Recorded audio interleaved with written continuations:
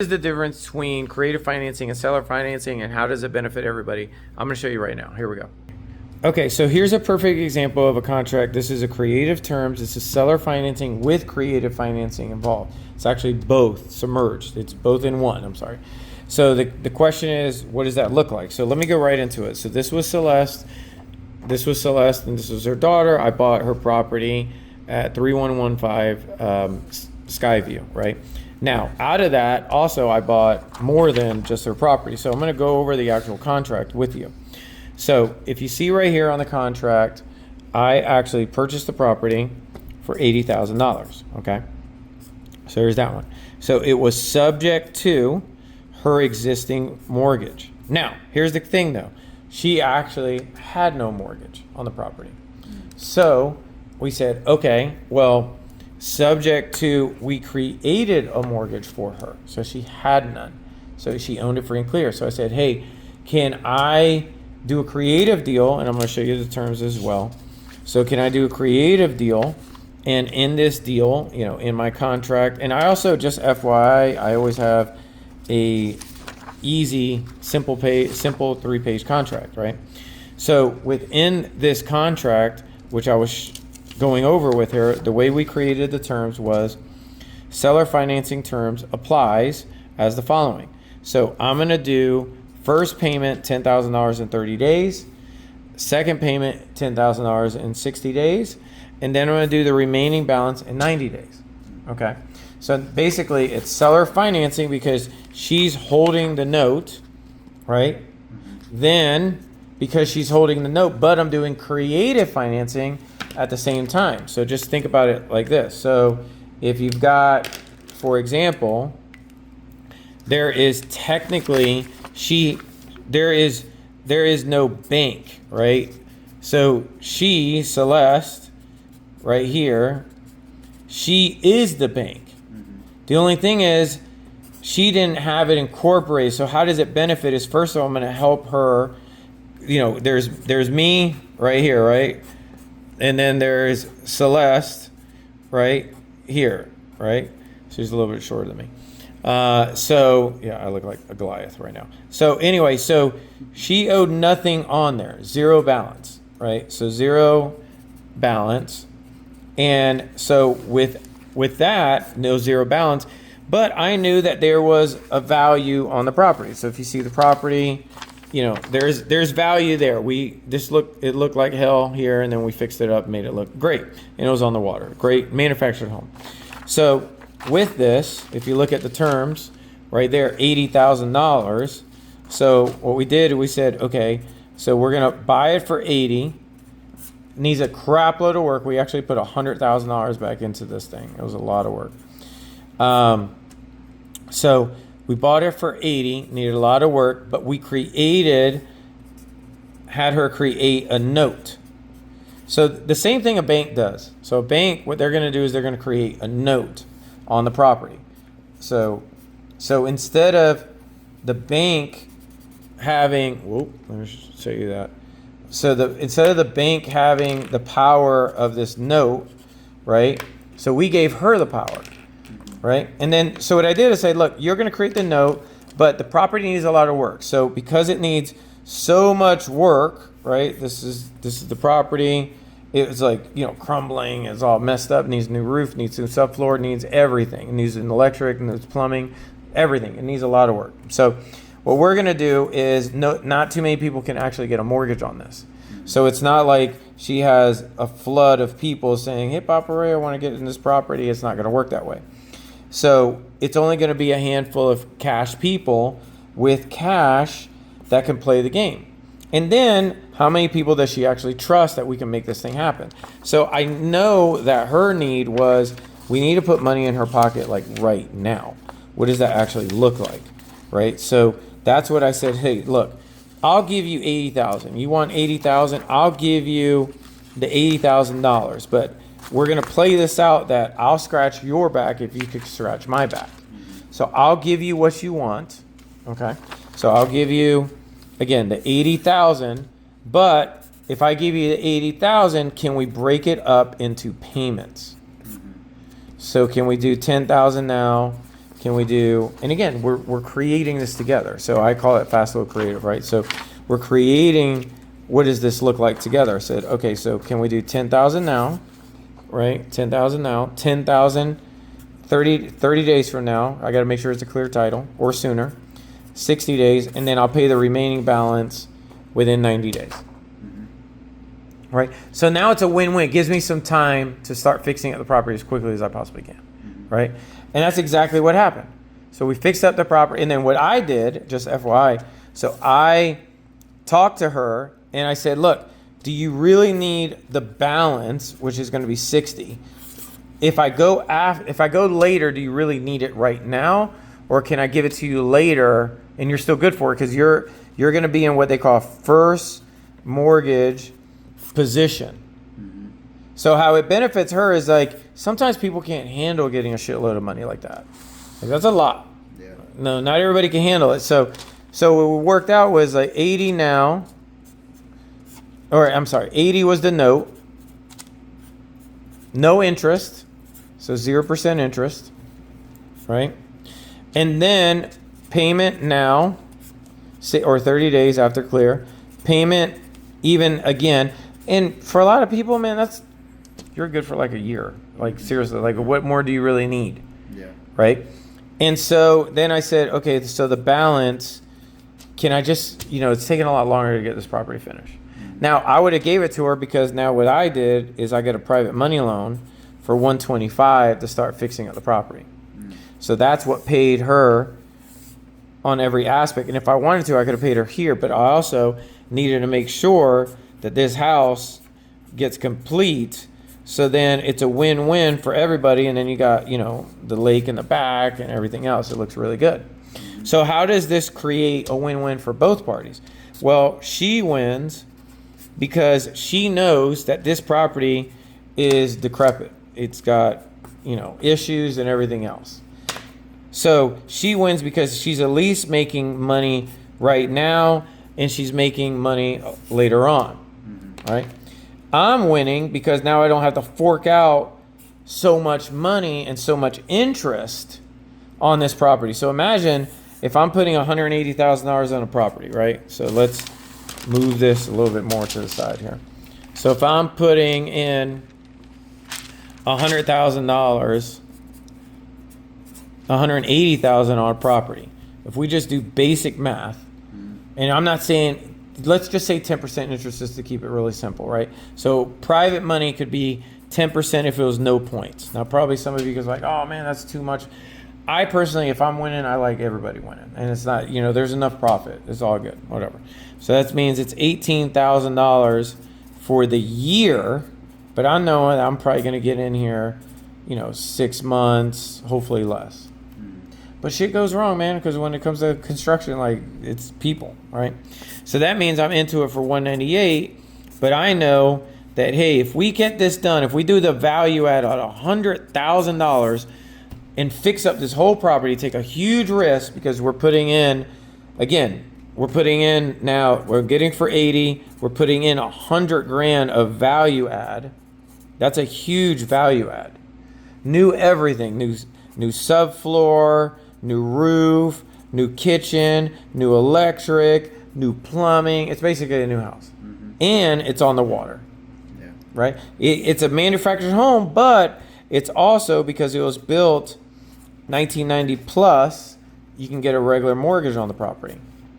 Usually if it's built, I think it was like 1985 is the cutoff in Florida. If it's built 1985 or below, you can't get a regular mortgage.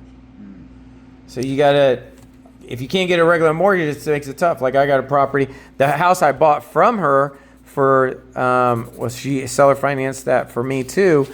I bought for $55K, and that was at Siegel that you saw. But that property at Siegel, that's 55 and plus community. This one on Skyview is not 55 and plus.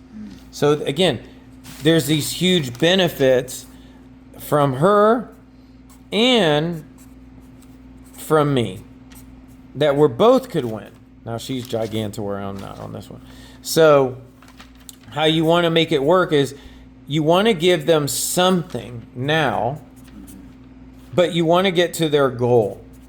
right? And then you got my side, which is saying, okay, well, I want to help her too, but also I need to make sure I have enough money to finish this damn thing, because shit could go sideways in a second, right?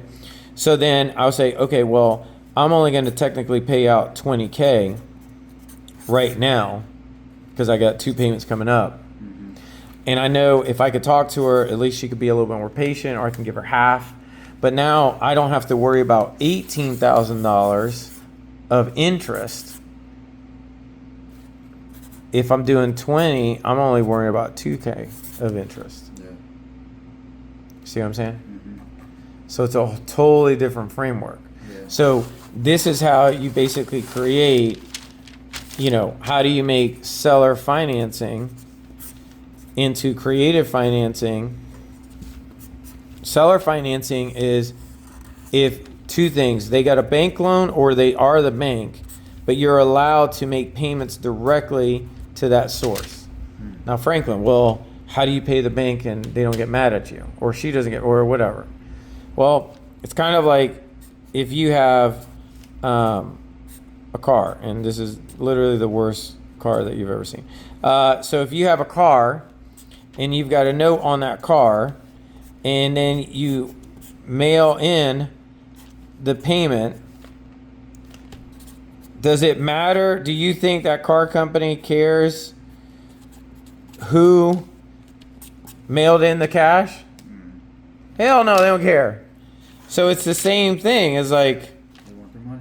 they just want their money. That's all that really matters, right?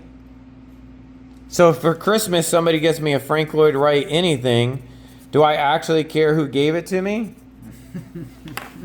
No, because I love Frank Lloyd Wright. It's like, so it's like, it is what it is. Like, that's my thing, right? Everybody's got their own whatever. So anyway, so that's how you create the win-win. You got your seller financing, and then you got your creative side, right? And then remember, as long as 2 people, agreement, right? So as long as whatever terms that you come up with, but as long as 2 people sign and agree, technically on contract law, you have an agreement. But just my biggest thing is bringing it back is just to make sure that you're truly creating a win-win and keeping the seller in mind. Like, really think about her, which I did. I was like, hey, does this work? Do these numbers work? Going over these aspects of it. So, does this make sense? Yeah. I have Okay. a question. Yeah, go ahead, please. So with that, could you say all seller financing deals are creative, but not all creative deals are seller financing? Ooh, that's a good one. Okay, so let's play that game. So, question is, are all seller financing deals creative, right? But not all creative deals are seller financing. Not all creative deals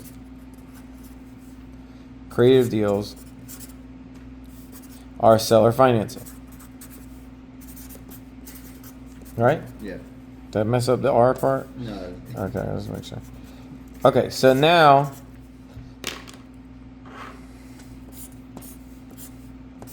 are all seller financing deals creative, or can they be creative? So technically, this is kind of like it depends.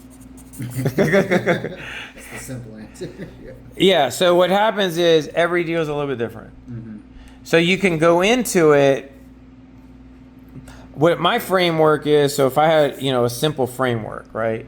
So my framework is always, the first thought in my head is, number one, my mom, right? So I think about what I call my forever customer, right? So my favorite, my love customer love customer is always my mom, right? So then that means like Celeste, if I'm thinking about my mom, that means I'm thinking about her goal. What does she need? And then she's like, well, 80,000. Well, how much? Then the question is like, well, how much do you need right now? You know, and do you really need 80,000? Sometimes it's like, what are you going to buy with that? You going to buy a Ferrari? Like, what are you going to buy? Are you going to maintain it then? You know, it's like, what are you doing? So then for her was like, I didn't know that she didn't have a loan on it.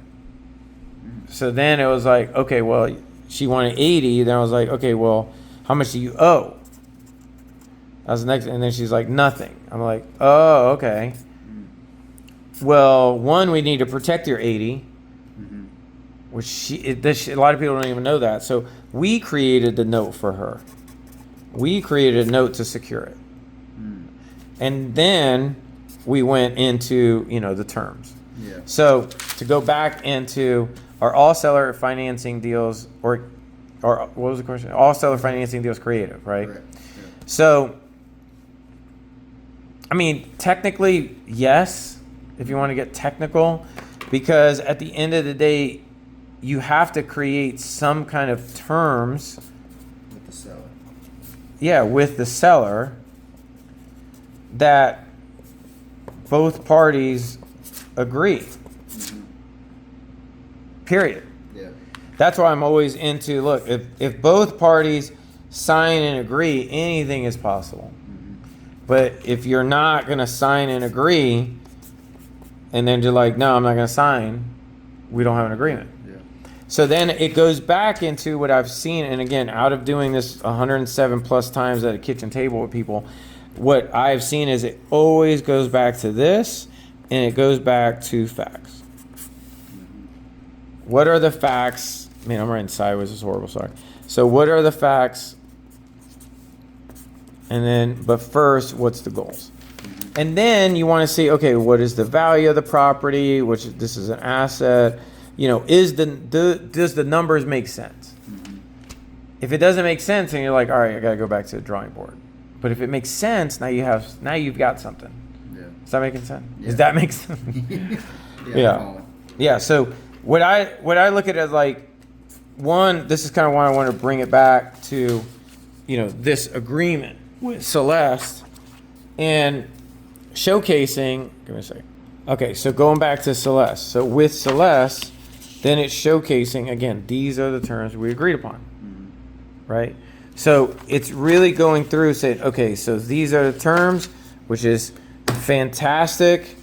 Now I just want to make sure that I'm getting to her goal, which her goal is really what matters every single time. So if you, to me, as long as you can get to the goal, and then you understand, same thing I did with Rhonda, you know, same thing. So Rhonda, she had an existing mortgage, right? And then we created terms that made sense. Same thing that I did with Crystal as well. Did you want to record this? It's still recording. All right. Yeah. You're on pause. Yeah, no, I'm still recording. It's all good. So, and then these were the terms because it was a probate. So but it always goes back to every single person. Just make sure goal first, facts second. Then how do we make it work, right? But you also, before you even started, before you got there, you're already understanding with even Celeste is saying, okay, what is the value? If I do this value add, you should know that way before you get there. Yeah. So what is the actual value? If the value is there, we could do something. If the value is not there, it's not going to work. Right. So perfect. Let me see that real quick. All right. So perfect. So if you watch this whole entire video, thanks so much. Appreciate it. So if you're interested in learning way more than this, I actually have a 2-day intensive that I go over 600 plus pages that you actually get as well of all my creative contracts in commercial, residential, every deal that I think won't overwhelm you. Like how I did a $2.5 million deal with KB Homes, and I was making less money on this deal, so I turned around and did another deal with them. So just like deal after deal after deal after deal after deal. Anyway, so it's a 2-day intensive. If you're interested, to register and apply for this 2-day intensive that we go over creative contracts, we go over creative deal structures subject to new builds and developments. It's completely hands-on. Just go to truedevelopers.com and apply and see if you can get in. If you can, fantastic. If you can't, I wish you nothing but the best, and hopefully you got something out of this as well. All right.